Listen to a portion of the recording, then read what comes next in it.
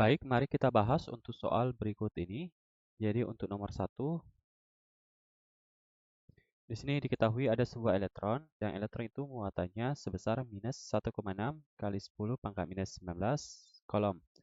Kemudian ada medan listrik homogen 3500 Newton per kolom, arahnya ke timur. Nah, kalau kita gambarkan, jadi ini ada muatan, oke.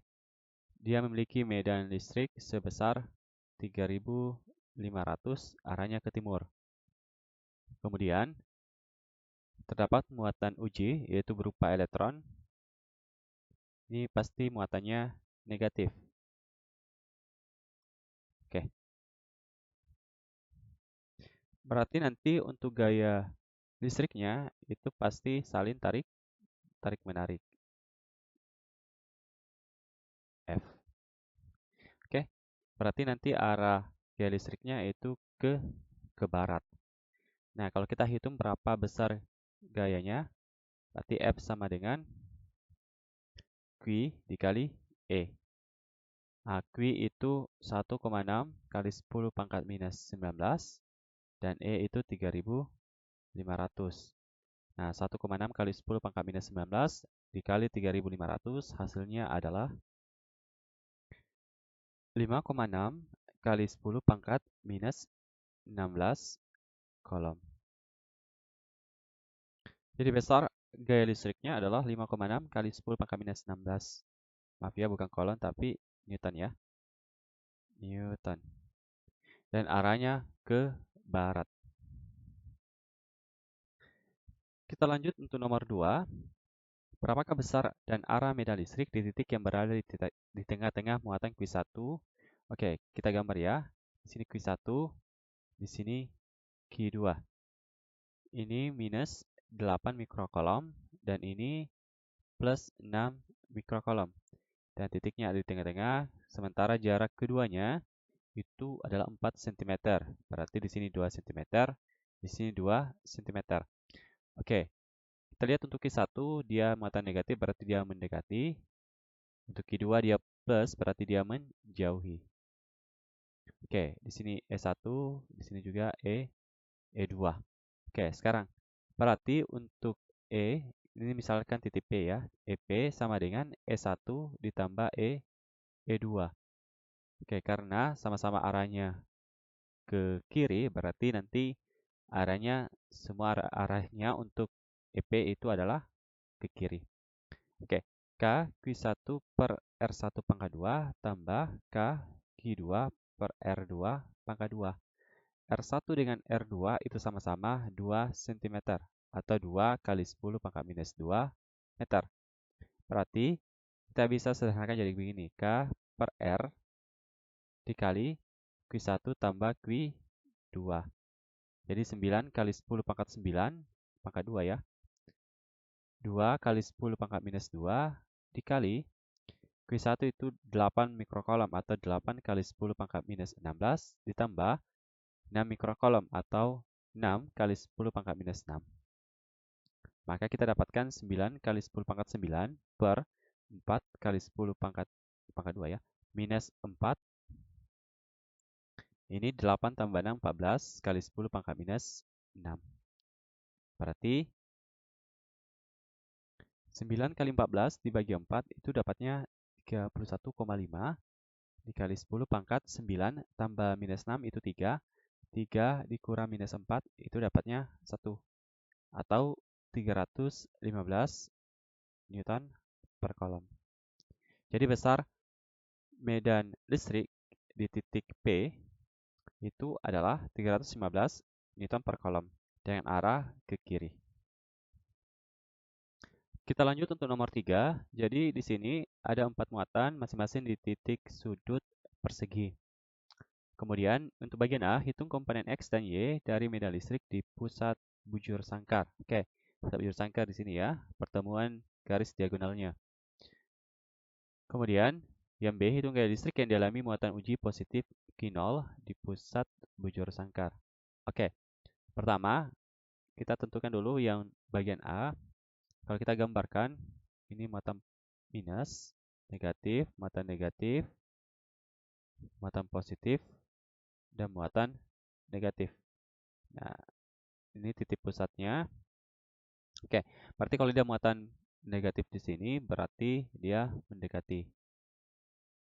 Kemudian muatan positif berarti menjauhi.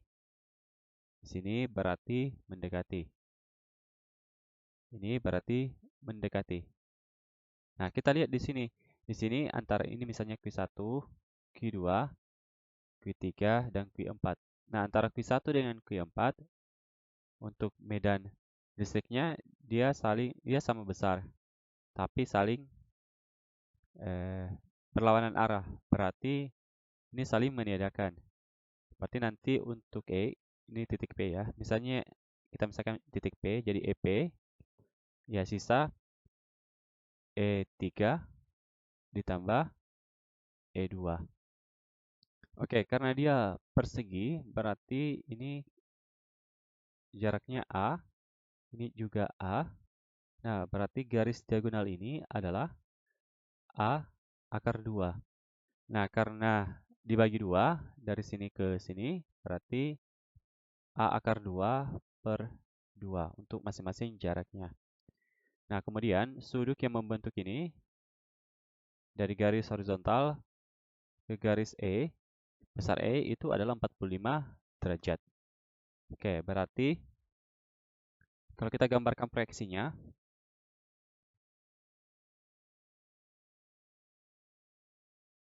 ini ada E2 dan juga E3.